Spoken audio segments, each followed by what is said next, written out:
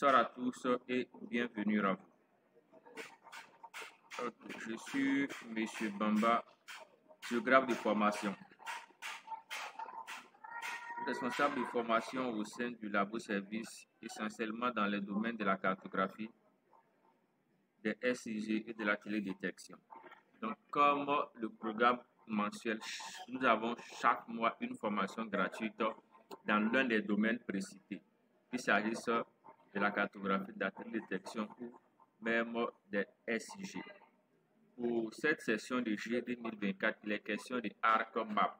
C'est un contenu qui a longtemps été demandé. Nous avons bien voulu que ce soit un contenu public pour que chacun puisse tirer profit. Donc, le contenu de ce soir est lié essentiellement à ArcMap. Nous avons ici en termes de contenu visuel le programme de ce soir et dans un aspect beaucoup plus détaillé, nous avons les trois grands éléments de notre sommet. Le premier élément sera lié à l'introduction au SIG.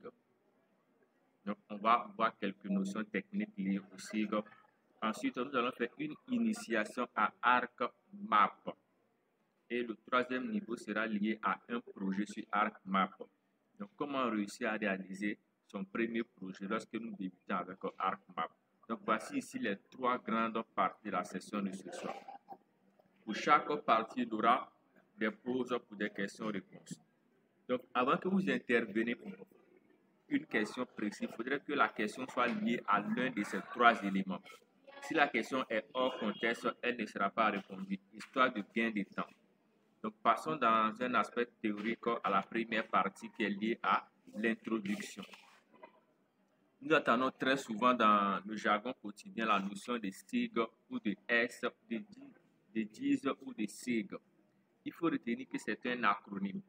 Donc, cet acronyme-là signifie simplement en version française Système d'information géographique. Donc SIG, Système d'information géographique. C'est la définition française de cet acronyme. La définition anglaise est la suivante, Geographic Information System. Mais lorsque dans la version anglaise, on parle de GIS. GIS, c'est la version anglaise.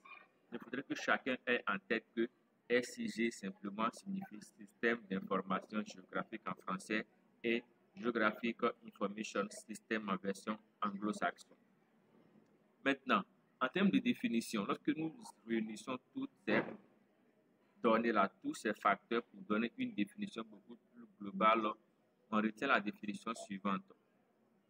C'est un ensemble de coordonnées d'opération, généralement informatisées, destinées à transcrire et à utiliser des données géographiques sur un même territoire. Ce dispositif vise particulièrement à combiner au mieux les différentes sources accessibles, bases de données, savoir-faire, capacité de traitement selon les applications. Donc, si nous essayons de résumer en une définition beaucoup plus globale la notion de SIG, nous avons cette définition qui a été donnée par Berger en 2005. Dit comme ça, nous sommes toujours dans le global, parfois il n'est pas accessible aux profanes. Donc, on résume cette définition à cette notion beaucoup plus claire que la suivante. Les SIG permettent de façon générale de gérer, d'analyser et d'afficher des informations géographiques. Donc, avec cette logique, nous sommes beaucoup plus situés. Donc, les SIG, autrement les systèmes d'information géographique, nous permettent de gérer, d'analyser et d'afficher les informations géographiques. Qui parle de gérer parle de tout un aspect de manipulation pratique, de bonne compréhension de l'élément sur lequel nous travaillons. Analyser regorge des méthodologies, des stratégies, des techniques et l'affichage aussi des données géographiques. Si nous continuons, nous avons l'aspect lié au domaine d'application d'un système d'information géographique. Et ces domaines sont dits variés selon ABET 2000. Donc ici, nous allons lister quelques domaines variés d'application des systèmes d'information géographique. Le premier domaine cité, c'est le domaine du tourisme. Donc, dans le secteur du tourisme, les SIG interviennent dans la gestion des infrastructures, dans les itinéraires touristiques, histoire de définir par exemple l'itinéraire le plus court, histoire de définir l'itinéraire le plus ou le mieux adapté à tel ou tel type de moyen de déplacement. L'itinéraire par exemple adapté à telle vitesse de circulation. Donc les SIG peuvent nous permettre de gérer toutes ces informations. Nous sommes dans l'aspect du tourisme. Dans un autre aspect lié au marketing, nous avons ici la localisation des clients. Autrement, l'on peut faire des analyses du site, ce qui nous permet par exemple de définir les zones propices à l'implantation d'une activité donnée. Donc, dans le système ou dans le domaine du marketing, nous appliquons aussi les SIG. Nous avons aussi la planification urbaine. C'était l'essentiel de la publication de cette semaine, les questions liées à la planification urbaine. Donc, les SIG peuvent nous permettre de gérer le cadastre, de gérer tout ce qui est comme tracé routier, de gérer les réseaux d'assainissement. Donc, cette gestion liée à la planification urbaine peut se faire à travers les outils SIG. Aussi, les SIG interviennent dans la protection civile, donc la gestion et la prévention des catastrophes, comme nous avons ici ces dernières années les inondations dans nos grandes villes, comme nous avons par exemple les feux de brousse, comme nous avons par exemple des conflits liés à la gestion même foncière. Donc toutes ces questions peuvent être gérées à travers les outils SIG. Aussi en termes de domaine d'application, il y a davantage d'éléments, à savoir le transport pour la planification des transports urbains. Nous sommes sans ignorer qu'actuellement dans les capitales en Afrique, la question d'embouteillage est une question primordiale. Donc, nous pouvons utiliser les SIG pour gérer toutes ces questions-là. L'optimisation des itinéraires par rapport à des heures de déplacement, par rapport à des vitesses requises, par rapport à des panneaux de signalisation. Quels pourraient être les itinéraires requis, les itinéraires idoines pour le déplacement urbain. Aussi, les SIG interviennent dans la forêt, donc autrement dans la foresterie. Donc, nous parlons ici de l'aménagement forestier, aussi de tout ce qui est comme gestion foncière. Nous avons aussi l'aspect de la géologie, avec les questions de prospection minière. Donc, les études sur le sondage, les études sur la définition du contenu minéralogique ou disons des contenus minéralogiques d'une zone définie. Aussi dans le domaine de la biologie, avec les études du placement, du déplacement des populations animales. Donc, comprendre l'itinéraire ici des animaux. Donc, ou disons même autant que moi, de la couverture floristique ou même des données liées à la flore ou à la faune. Donc, toutes ces informations ou tous ces domaines peuvent être dans lesquels l'on peut intégrer la notion de SIG ou de SIG. Donc, il y en a davantage. Nous nous sommes limités à ces quelques domaines-là.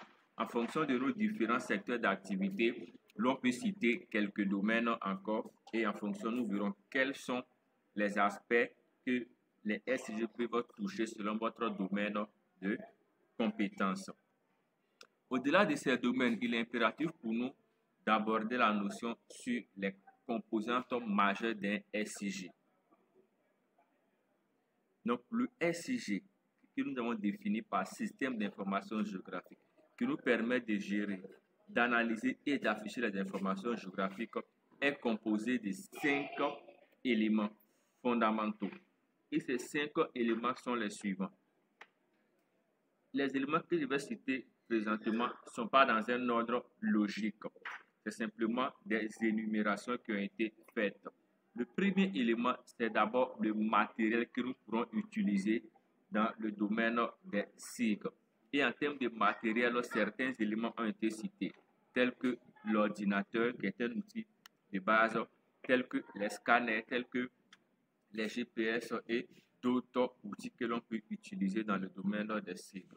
Au-delà de ces différents matériels que nous avons cités, il y a l'aspect des logiciels, qui est un aspect primordial. L'aspect des logiciels, l'on peut citer ici, l'on peut retenir que les logiciels nous permettent l'acquisition, l'archivage, l'analyse, l'affichage, l'abstraction ou même des études d'anticipation. Donc, tous ces programmes sont liés à notre logiciel. Et ces logiciels peuvent être variés. Il s'agit de ArcMap, de ArcGIS Pro, de QGIS, de GlobalMap et d'autres logiciels de surf et autres qui existent dans ces domaines-là. Aussi, nous avons la notion des données, qui est un élément primordial. Les données, quant à elles, sont catégorisées. Nous avons une première catégorie liée aux données attributaires et une seconde catégorie liée aux données raster. De façon plus détaillée, nous verrons ces deux notions plus tard. Au-delà des données, il y a les utilisateurs, qui sont vous et moi par exemple, qui utilisons ces produits-là, qui utilisons ces différents éléments liés au SCG. Donc c'est toute la communauté scientifique, que vous soyez profane, que vous soyez expert, que vous soyez débutant ou même intermédiaire, les SCG vous concernent tous. Et la dernière composante, ce sont les méthodes. Donc en termes de méthode, il faut savoir que vous devrez avoir un savoir-faire, vous devrez avoir une compétence pratique.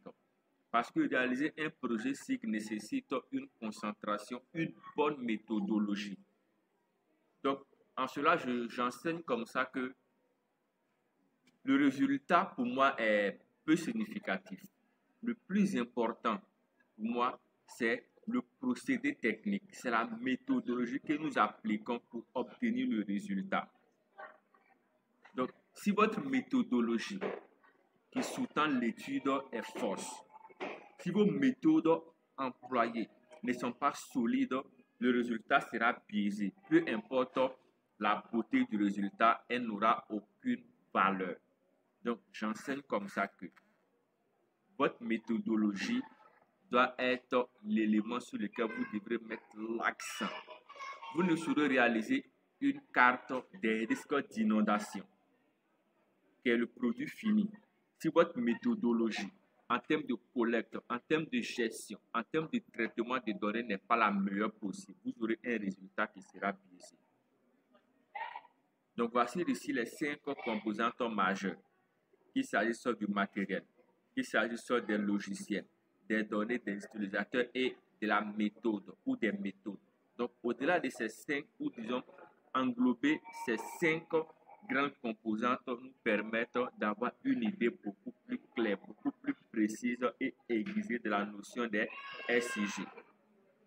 Est-ce que jusqu'à cet instant-ci, nous nous suivons? J'aimerais une confirmation par note écrite si nous nous suivons réellement dans le déroulé de cette session pratique. Est-ce que nous nous suivons? Une note écrite pour confirmer si nous nous suivons, ou même des emojis, des émoticônes pour confirmer si nous nous suivons réellement dans la progression.